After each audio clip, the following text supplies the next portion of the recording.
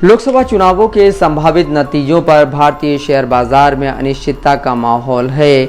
नतीजों का जितना बेसब्री से इंतजार सियासी दल कर रहे हैं, उतना ही इंतजार शेयर बाजार के ब्रोकर भी कर रहे हैं। भारतीय स्टॉक मार्केट में ट्रेडर से लंबे आम चुनाव के नतीजे के संबंध में निवेशकों और बाजारों के सामने आने वाली अनिश्चितता से निपटने के लिए अवैध चुनावी सट्टेबाजी प्लेटफॉर्मों की ओर रुख कर रहे हैं। लोकसभा चुनावों में कम मतदान प्रतिशत ने शेयर ट्रेडर्स और निवेशकों को सतर्क कर दिया है।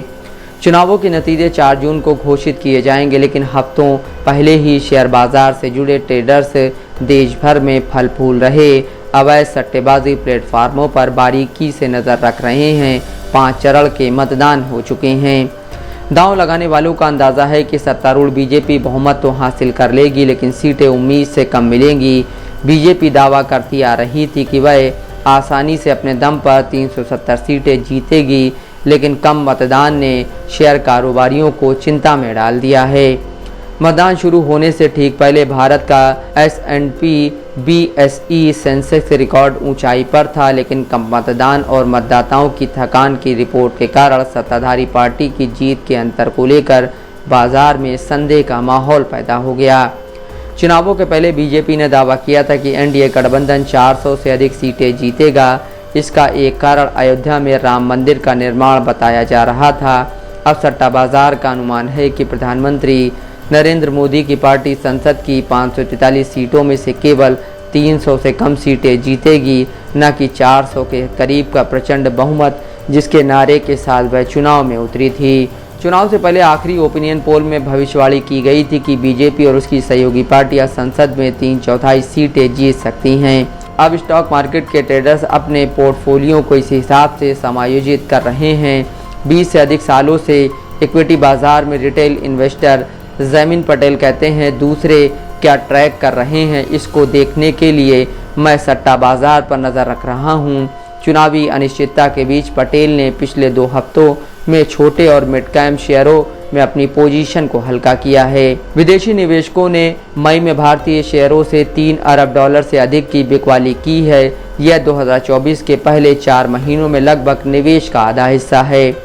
मुंबई में 48 साल के एक सट्टेबाज ने कहा कि बीजेपी की सीटों पर 20 करोड़ रुपए तक का दांव लगाया है। इस सट्टेबाज का मुंबई में एक छोटा दफ्तर है और उसने कहा कि वह इस विशाल बाजार में एक छोटा खिलाड़ी है। सट्टेबाजी का बाजार कितना बड़ा है इसका अंदाज़ा नहीं लगाया जा सकता है, लेकिन देश भर में काम करने वाले कई सट्टेबाज समान रुझान देखते हैं।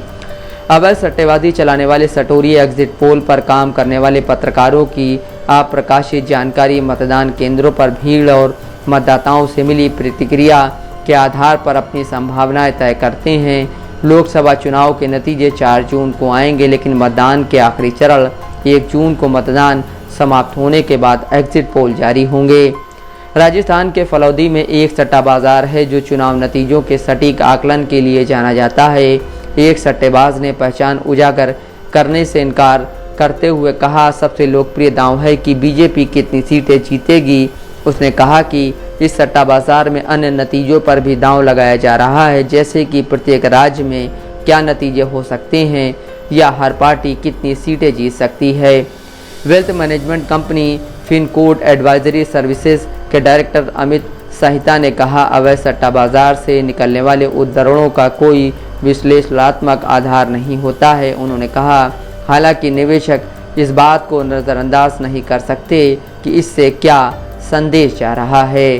Bureau report, Dastak live news.